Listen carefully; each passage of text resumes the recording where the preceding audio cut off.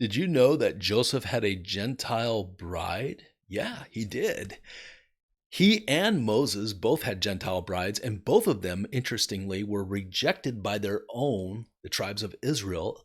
But then they end up having a Gentile bride for a long period of time. But what happens? They both end up saving Israel. This is God's plan, you guys. And we're looking at Joseph's story right now in Genesis chapter 41. And you're going to see how he gets a Gentile bride from who? From he who sits on the throne. This is so exciting. We're looking at how Joseph is a lot like Jesus. And it helps us to understand books like the book of Revelation. So let's get into this presentation right now. So yes, he has a Gentile bride. So then Pharaoh named Joseph Zaphnath Paneah, and he gave him Asenath. Asenath, that's her name, her Egyptian name. And she was the daughter of Potiphar, a priest of On, to be his wife. So she came from this Gentile priest, this pagan type priest, and now she's with Joseph, with this Hebrew leader. So she was a Gentile. Isn't that interesting, you guys? She was an actual Gentile. And here, I know this is from the cartoon. I thought it was kind of funny.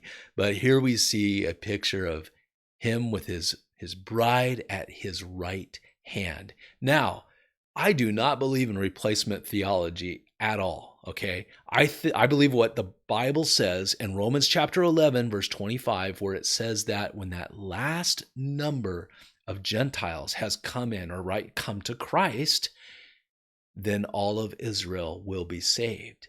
That goes right along with what we're looking at in Joseph's story. That's exactly what we're looking at. This is the same thing. So right now he has a Gentile bride, okay? Here he is with his Gentile bride, but that's going to change. He'll keep her forever. They're going to be together forever, but it doesn't mean he rejects Israel, because he saves all of Israel, and they have this amazing family reunion where they weep together and love each other. And there's this amazing story of forgiveness, as you know, in Joseph's story. It's powerful. So let's look at Psalm 45, because this is a messianic psalm. Always has been, always will be. This speaks of the Messiah. Or if you're in Israel, this speaks of Yeshua HaMashiach, okay? Now, Psalm 45, it says, "At your right hand stands the queen in gold from Ophir." The gold from Ophir was very prized, a very pure, excellent gold. And then we look in Genesis 41, right? Joseph's story. Here we are. "Now before the year of famine came," that 7-year time of great trouble, or you could even say Jacob's trouble or Yaakov's trouble, right? "Now before the year of the famine came, 2 sons were born to Joseph," right? To him and his bride. "Joseph named the firstborn Manasseh." Manasseh. And what does that mean? What does that name mean to us? "For he said, God has made me forget all my trouble and all my father's household." So the son that was born through him and his Gentile bride, the church, right? The picture of the church. He has a son named Manasseh, which means to help me forget all of my father's household, all my trouble in my father's household. Now watch this. Psalm 45 again, about the Messiah, the Messiah on his throne with the bride coming to him. It says, "Forget your people and your father's house." Now that's to the bride, but what's interesting is we're seeing the same language there. Isn't that cool? How the Bible explains the Bible. The Bible's the best commentary for the Bible. Now let's check this out. Genesis 41, "And he named the second son Ephraim." Ephraim, right? What does that mean? Well, let's look. "For he said, God has made me fruitful in the land of my affliction." So Ephraim means fruitful. It also means some other things. We're going to look at that right now. Watch this. This is really exciting, you guys. Jeremiah 31. It says, "I will build you." This is God speaking through the prophet Jeremiah to who? Israel. Now watch this. "I will build you again, and you will be rebuilt, Virgin of Israel." So he calls him the Virgin of Israel. Now keep that thought in your mind. Watch this. Psalm 45, again, that messianic psalm about the king on the throne with his bride. The virgins, her companions, whose companions? The bride that we just looked at. the bride of this Messiah. The virgins, her companions who follow her, will be brought to you. Now watch this. Jeremiah 31 continues, for I am a father to Israel, and Ephraim is my firstborn. So he's relating Ephraim to the virgin, right? And then in Revelation chapter 14, we see no one could learn that song except the 144,000, right? The 12,000 from each of the 12 tribes of Israel that God seals and saves, who had been redeemed from the earth.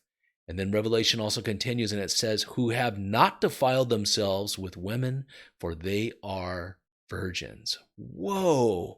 So we're seeing the word virgin with Ephraim in Jeremiah 31, and now we're seeing the connection in Revelation chapter 14, speaking of the Jewish people, because 144,000 are none other than the Jewish people.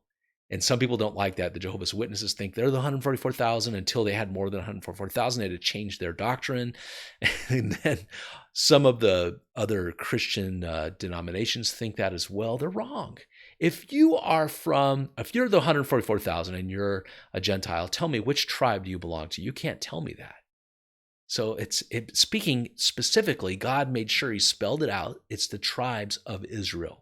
That's who he's talking about being saved in Revelation chapter 14. And it's very powerful stuff, guys. All right, let's go back into it. So Revelation 14, here we are continuing. It is these who follow the Lamb wherever he goes. The Lamb being Jesus, right? They follow him. These have been redeemed from mankind as, and here's first fruits again. Remember, Ephraim means fruitful. They have been redeemed from mankind as first fruits for God and the Lamb. Wow, so good. And then back to Psalm 45, that messianic psalm. The virgins, her companions who follow her, will be brought to you. Brought to who? To the King, to he who sits on the throne. This speaks of like the end of what we see in the end of Revelation. This is very powerful stuff, guys.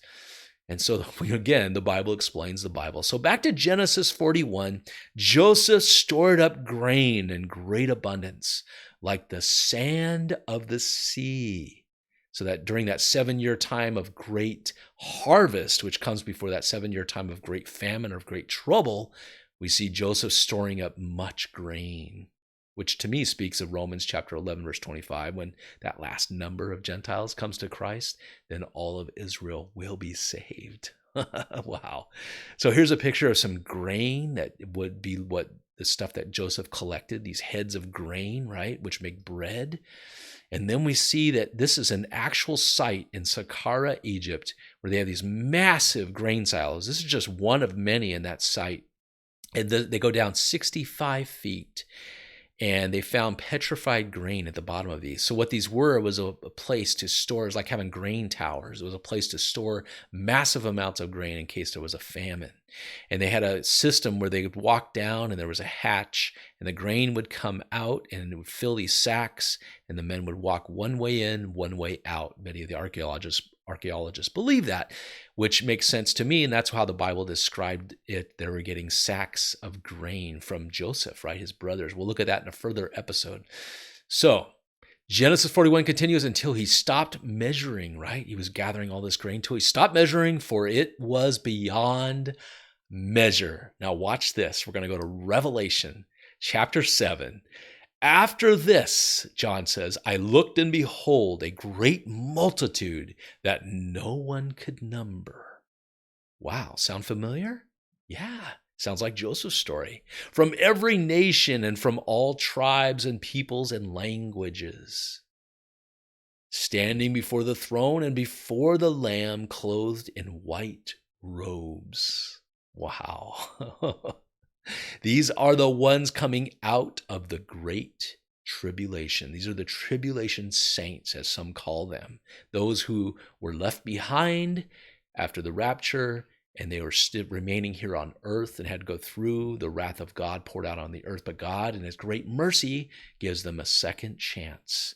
And when that last number of this great multitude was collected and sealed by God, guess what? Then all of Israel gets saved. See the chronological events here that we see in the story of Joseph. It's so powerful, you guys. Amazing that God put this together for us so we can use the Bible to understand the Bible. We use Joseph's story to understand the book of Revelation, just like we do with Daniel and just like we do with Moses' story. So, hey, don't forget, hit this playlist right here. You're going to see how to find Jesus in the Old Testament. You can catch up on all these Joseph episodes. Don't forget to hit that subscribe button. But again, this playlist right here, go ahead and click on that. It's all free content. You can watch all the previous episodes, my friend.